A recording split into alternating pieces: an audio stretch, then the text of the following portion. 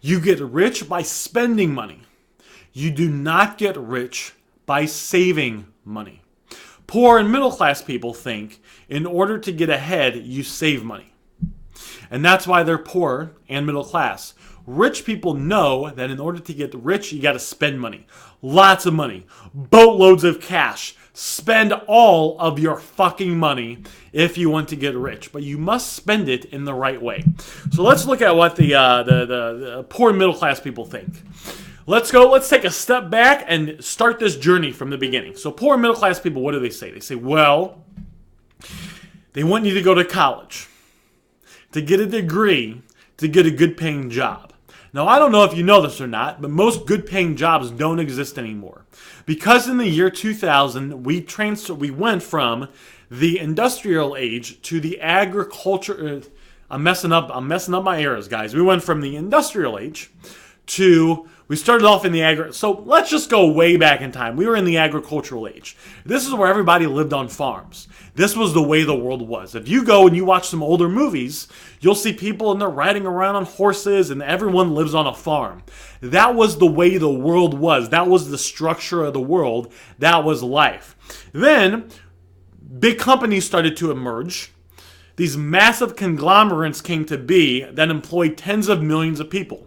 So now you no longer needed to work on the farm or have your own bakery shop or have your own business where you made candlesticks, right? That's why you see people with the last name Baker, or their last names kind of reflected what they did. My parents' neighbors, their last names was Baker. I used to hang out with the guy. His name was Jeff Baker, right? So we know some generations ago their ancestors were bakers. Well, these big companies came around, and these big companies, you would go to work for one of these big companies, you'd work for them for 40 years, and then after 40 years, they would take care of you. Right? My great-grandparents, that's kind of how the life was for them, right? Depending on how old you were, there's a good chance your parents or great-grandparents or great-great-grandparents, this was the world they lived in. And people stopped working on the farm and they would just go work for one of these companies. And it was kind of a hookup, right? You didn't have to work 14 hours a day on the farm. You would just go work for one of these companies, work your hours, come home. You got a guaranteed paycheck. You didn't have to worry about the crops catching on fire or getting diseases or all the things that come from that. It wasn't a bad hookup. Well, we have changed. We've merged in the technology age. We are no longer in that era anymore. There's a statistic I was reading where it said, like, in the last 10 years, 20 million factory jobs from the United States have gone overseas. And this statistic I read was a handful of years ago. So we know it's even more now. So what happens is you see people that are coming out of college now. Look around you. You see people coming out of college. They have a degree. And most of the time they end up being a server.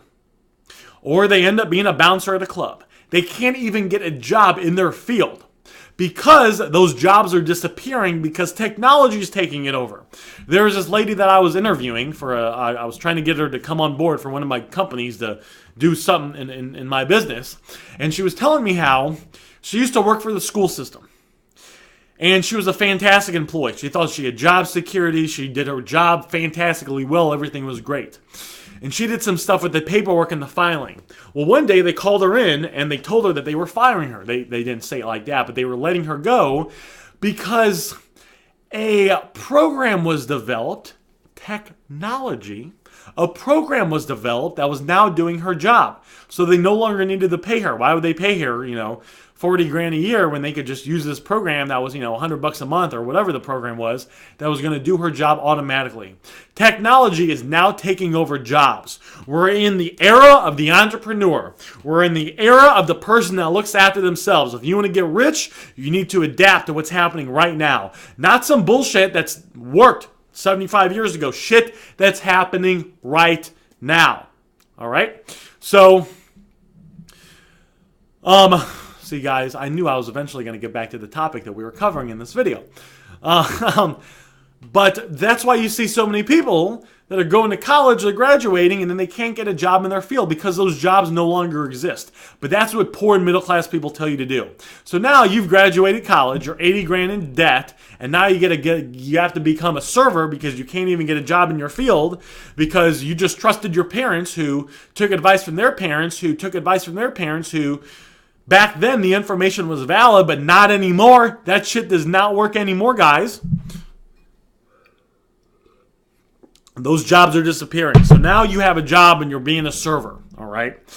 And then you got 80 grand in college debt that you can't even get rid of when you file bankruptcy. What a scam that is.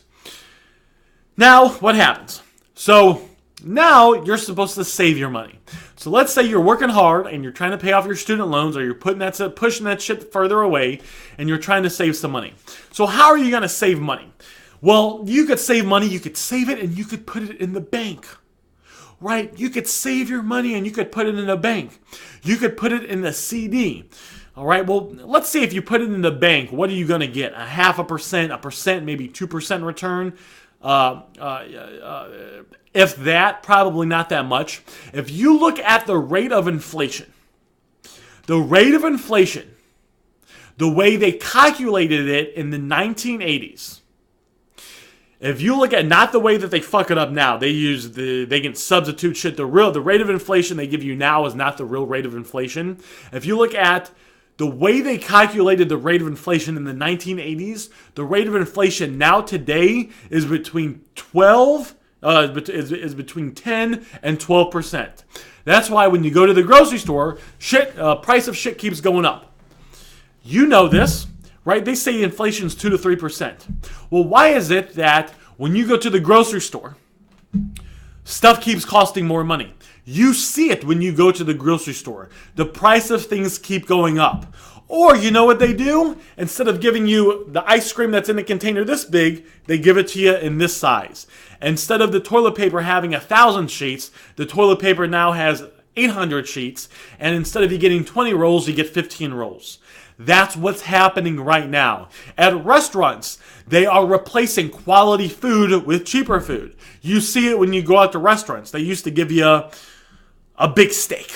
Oh, I'm talking a big fucking fat juicy steak. Now they give you a little steak. And they just make the sides a little bit bigger. And then the price goes up. That is the problem with inflation.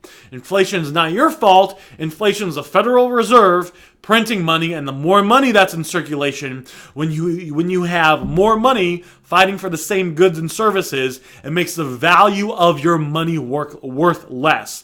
So unless you are investing your money in something that is getting at least at a bare minimum a 10 to 12% return on your investment year after year, you're not keeping up with the rate of inflation, which means your money is losing value. I will explain how it's losing value. Let's say you had $1 15 years ago stuffed under the mattress. You could buy a candy bar for about 25 cents about 15 years ago. That $1 could buy you 4 candy bars. Now that $1 can buy you 1 to 2 candy bars. So let's say it buys you 2 candy bars, and the candy bars are now smaller. But let's say they're the same size. We're going to make it simple. Your $1 used to buy you 4 candy bars. Now your $1 buys you 2 candy bars.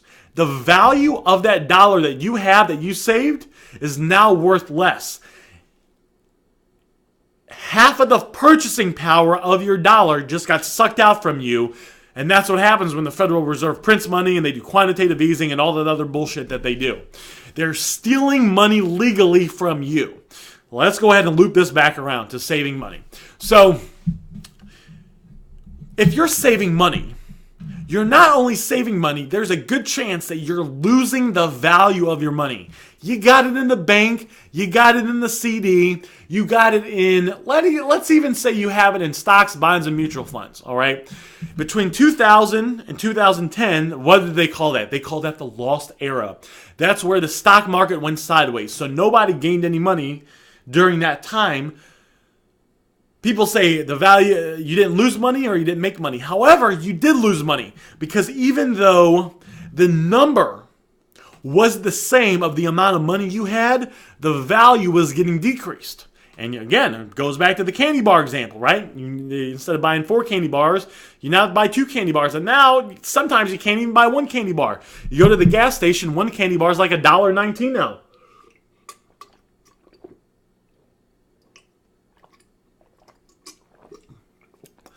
Wow, fantastic. Love me some water. That's why poor people and middle-class people can't get ahead. Because they think they're going to save their money, but it doesn't do anything. They're not getting the value of their money is actually decreasing. Rich people spend money. Rich people spend money all day, every day, 24/7. This is what rich people do. But they spend money on assets. They spend money on things that are going to make them more money. So, who's the guy? Who's the guy that started Walmart, guys? Wasn't that Sam Walton? Yeah, it wasn't Ray Kroc. See, I get all my people confused. So, like when Sam Walton was building Walmart, he only had a few stores, and someone came to him and they wanted to sell him this system. It was going to be millions of dollars to build, but it was going to help. It was going to help automate the process of Walmart. It was going to help with their inventory, and it was going to be very beneficial. Someone came to Sam and said, "Hey, Sam, I don't think you should spend this money. It's millions of dollars." And back then, millions and millions of, $2 to $3 million back then would be the equivalent of around 15 to 20 million today. Sam Walton said, "I can't afford not to spend the money." Sam Walton spent money, but he spent it on his business. He did not spend it on entertainment. Look at me, guys. He did not spend it on the weekends going out to get drunk. He did not spend it. What else did he not spend it on? He did not spend it on vacations. All right, I know people, and they save up. They don't even save up their money. I know people that have jobs, and they're in debt, and then they go on vacation, and they put that vacation that's not going to make them any money on a credit card, and now they're going to have to pay more for the vacation than what they would have originally spent on the vacation, and they shouldn't have even gone on the vacation because they had to go in debt to finance the vacation, and the vacation was not moving them forward in life. So they're on this downward spiral. Don't be someone like that, guys. Be a rich person. Think like a rich person. And then you have people that spend money like you see, what do we see advertisements for all the time? I see advertisements for Coca-Cola, for beer commercials, for Apple products, for Samsung products. These big companies can't spend enough money on advertising because they know that the more money they spend, the more money they're going to make. That's what you want to do. You want to be spending money. If you want to get rich, you don't get rich by saving your money. And you don't get rich by you get rich by investing your money. And you have to invest your money in yourself, in getting better information, or in a business. And you want to do it in the combination of both. You want to spend money on a business that's going to blow up and that will ultimately make you a lot of money, while at the same time you spend money on getting better information. Because if you have a business, you need to make sure that you're taking the right actions in your business. And a lot of times you do that by you can invest in books, you can invest in CDs, you can invest in high-level training programs that will get you there. So, because of that, you do not get rich by saving money. You get rich by spending money. But you want to spend your money on a business that's going to give you an ROI, a return on investment. Meaning you want to spend $1 and get $2 back. You want to spend $100, get a couple $100 back. At least. You want to spend, $10,000 and you want that $10,000 to make you more money. And that can only happen from a business. You cannot do that. This cannot happen from taking your money and putting it in the bank. This cannot happen from buying CDs. This cannot happen from taking your money and stuffing it under your mattress. You might as well light your money on fire if you're going to do that and burn it up. This only happens from you spending your money on your business, on improving yourself and getting better information to grow your business, and or a combination of tools and programs and things you need to grow your business as well. If you like this video, guys, my name is Aaron Goldston, so definitely go ahead and subscribe to my YouTube channel because I'm always putting out good content just like this. No fluff, no hype, no filler, just nuts and bolts strategies, tactics, secrets, mindsets, and principles of the rich that are working right now that you can steal for free. So go ahead and subscribe. I see you on the next video.